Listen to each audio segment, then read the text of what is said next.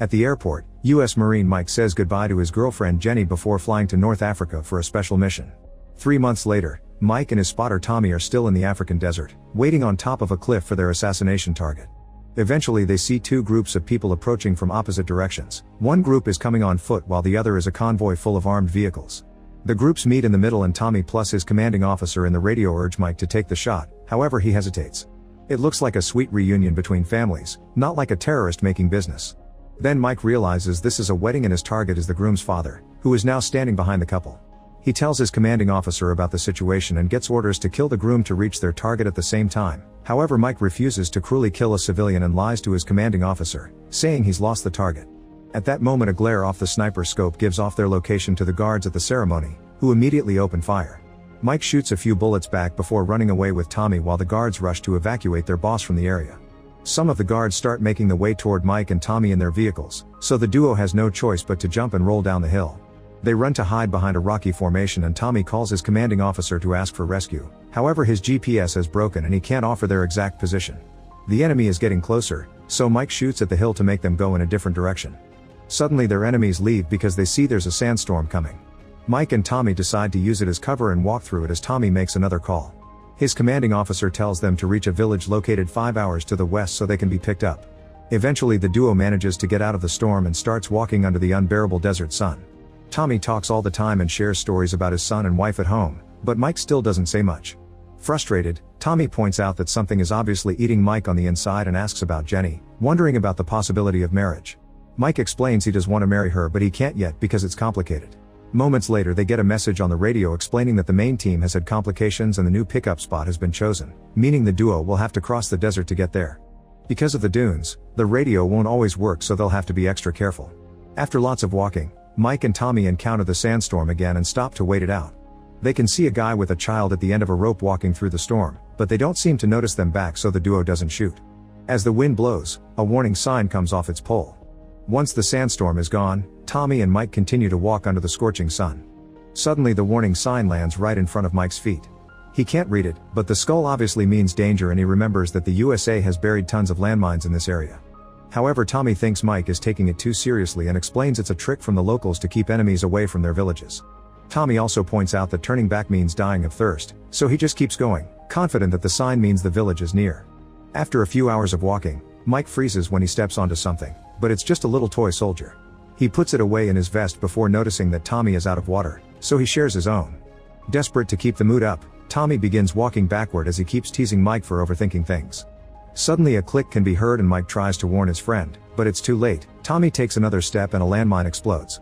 As his ears ring, Mike takes a step towards Tommy, only to hear another click. He freezes in shock as he realizes he's standing on top of a landmine and can't move without activating it.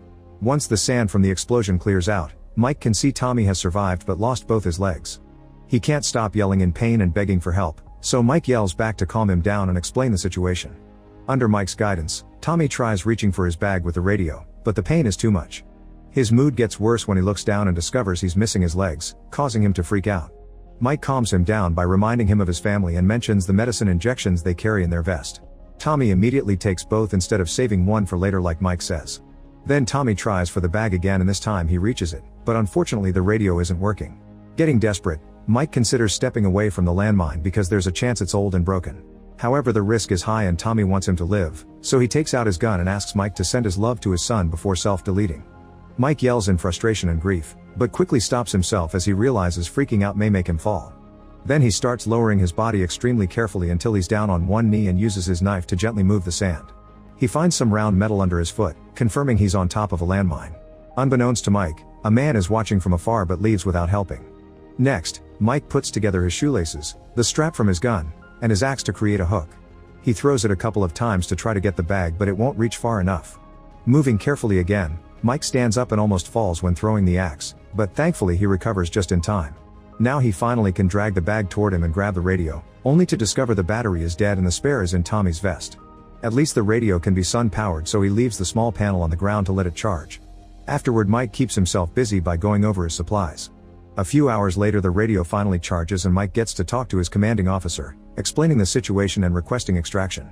However, the officer isn't happy about the failed mission, and since Mike doesn't have GPS and has one leg in death's realm already, he isn't considered high priority. The helicopters can't fly because of the sandstorms, so Mike will have to wait 52 hours for a convoy to pick him up. Mike isn't sure he can survive that long, but he has no other choice and starts a timer on his watch. The commanding officer reminds him lots of mines are old and broken and that there's a trench technique to survive this problem. However, the communication cuts off before he can finish explaining.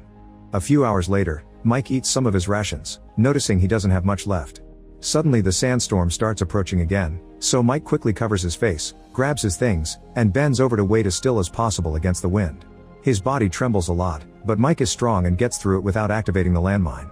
Once the storm has passed, Mike looks around and discovers the wind pushed Tommy's body right next to him. After covering his friend's face with his hat, he opens the vest pocket and finds a picture of Tommy's family. He takes a minute of silence and puts it back before finally grabbing the battery. Unfortunately, the wind has blown the bag too far and now he doesn't have access to the radio. The depressing irony makes Mike laugh. As time passes, Mike can't do anything but wait. He covers his head to protect it from the sun and drinks the last drop of water. Getting desperate, he shoots a few bullets at the sky and yells for help to no avail.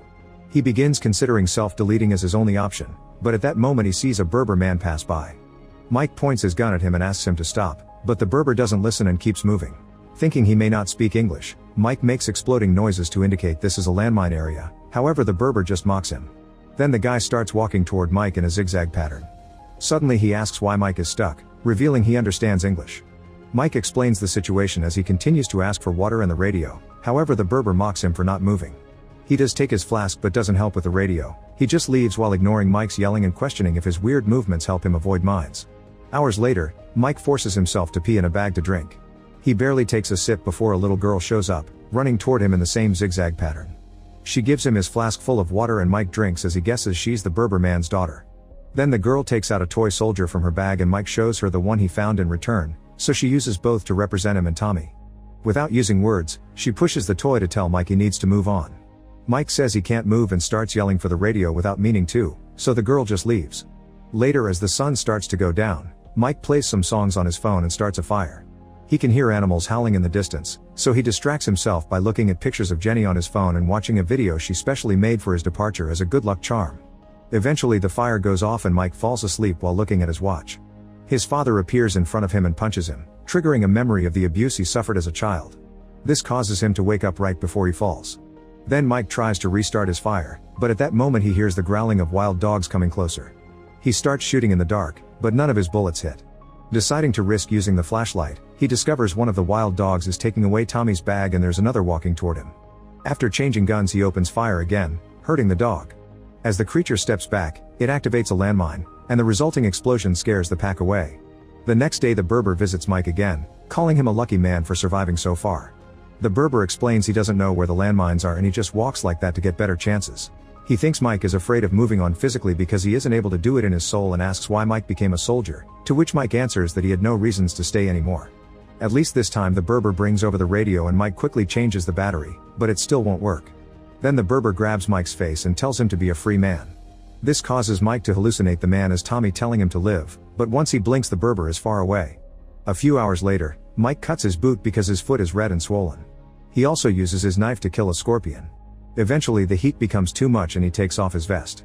It's clear that the whole experience it's affecting him mentally. He starts seeing hallucinations and interacts with them as if they were real by yelling at them, punching them, and even shouting in frustration. Every time this happens a clicking sound can be heard. He even sees Tommy's body standing up and announcing they're going home, but he quickly disappears. In the evening, Mike continues to try to contact the base while Tommy's hallucination tells him that he's just killing the battery. At that moment his phone starts ringing and Mike sees it's a call from his dad, so Tommy has to point out it isn't real. Mike snaps and pushes him away, so Tommy reminds him this is happening because Mike never worked through his inner demons. Mike says that having left Jenny makes him as bad as his father, but Tommy reassures him he isn't. A flashback reveals that Mike asked Jenny to marry him but she turned him down because she also thought he had some self-healing to do first. In the present, Mike almost falls asleep, but at that moment the wild dogs arrive again. They activate a landmine and move away from the explosion, but this time they don't leave. Mike shoots in the dark ahead of him, only for Tommy to warn him to watch out. Suddenly a dog approaches him from the side and bites his arm, so Mike shoots it. Then Tommy convinces him to try the technique his commanding officer mentioned, thus Mike desperately starts to dig in the sand. Unfortunately the dogs jump on him to attack and push Mike away before he can finish the trench, causing the landmine to explode and hurt him. As he falls dead, Mike blinks and realizes the explosion was a hallucination, but the dogs are truly attacking. Determined to survive, He grabs his knife and starts killing them one by one, getting several bite wounds in the process. During the fight, he keeps thinking about the times he was punched in the past. By morning time, all the dogs are dead and Mike has survived. At that moment the radio finally activates and Mike learns that the convoy is delayed because of an attack, so he'll be picked up in 17 hours. Knowing the chances of survival are low, the base connects Mike to Jenny, and he immediately begins apologizing for destroying everything he touches while seeing her in front of him. The communication ends before Jenny can reply and Mike finally passes out, but he's caught by the Berber just in time. While the man puts an ointment on Mike's wounds, he explains a landmine took his leg, showing his wooden one. He had been very scared in the hospital, but a nurse showed him enough sympathy to help him keep going and eventually she became his wife. Then the Berber makes Mike drink some medicine, warning him it'll help with the pain but will also make the hallucinations worse. Mike mentions the little girl, but the Berber reveals he was the one who brought him the flask. He only has 3 sons now because his daughter died when the landmine took his leg. They used to gather landmines together to sell them to guerrillas, and the girl was very good at retrieving the landmines by replacing them with old cans. The Berber thinks he isn't as lucky as Mike, but at least he's free because he learned to move on. Afterward the man leaves, and Mike sees his daughter walking by his side. Suddenly the medicine kicks in and Mike watches the walls of his childhood home come out of the ground. He opens the door and his child self appears watching his father being extremely violent to his mom. When his dad noticed him, he said he'd teach him to be a man and punched him too. The hit causes Mike to return to reality for a second only for the flashbacks to quickly start again. He sees his happy life together with Jenny, but a clicking sound interrupts with a memory of his mother in a hospital bed. Mike had escaped his house in fear and left his mother with his father, which resulted with her in the hospital. Another memory shows Tommy and Mike at a bar watching how 2 men are harassing a waitress, who turned out to be Jenny. Furious, Mike came to her defense and began beating the guys up with lots of pent-up aggression. The hallucinations mix again and his dad reappears to punch him. Mike's mind changes between the desert and the memory of his mom dying in the hospital, which makes him feel guilty to this day. It's the Tommy vision that finally makes him snap out of it to warn him the convoy is coming. A voice in the radio is also trying to contact him, but Mike's dry throat can barely speak. He tries waving a hand, but he's too far to be seen. Then Tommy reminds him of the smoke grenade and when Mike is about to grab it, he's suddenly shot by an enemy hiding in the dunes. Thinking about Jenny as encouragement not to give up, a bleeding Mike bends over and finally grabs the smoke grenade, but before he can activate it, the enemy shots again and causes him to drop it. Memories of arguments with Jenny and his departure fill his mind as Mike fires back, shooting as many enemies as he can before running out of bullets. His father appears again and Mike remembers his mother telling him to let her go. Confused and overwhelmed, Mike points his gun at his father, who encourages him to do it. However, he thinks of Jenny and how he asked her out after the fight at the bar, so he decides to be good for her and not shoot. His father hugs him at the same time he remembers a hug from Jenny, helping him to finally move on. The convoy won't stay much longer and the grenade isn't close enough. Mike remembers the Berber's words and carefully steps away from the mine, but nothing happens. Shocked, he digs out the mine only to discover it was one of the girl's cans all along. Inside the can, he finds a toy soldier. Mike laughs in relief and finally gets the grenade, activating it just in time for the convoy to find him and rescue him. Sometime later, a healed Mike returns to the USA and reunites with Jenny, ready to start a better life for her. Make sure to subscribe and turn on notifications so you can watch more videos like this. Thanks for watching.